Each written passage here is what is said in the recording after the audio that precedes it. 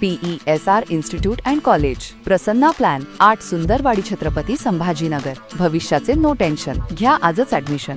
PESR institute and college. Morshi तालुक्यातील पिंपरी गणेशपूर येथे वर्ग 1 ते 8 पर्यंत जिल्हा परिषदेची शाळा असल्यावर देखील इयत्ता 6 ते 8वीला शिकवण्याकरता एकही शिक्षक नसल्यानं पिंपरी गणेशपूर येथील सामाजिक कार्यकर्ते धनंजय पांडय यांनी शाळा व्यवस्थापन समिती आणि गावकऱ्यांना घेऊन शाळेला शिक्षण देण्याची मागणी प्रशासनाकडे केली होती.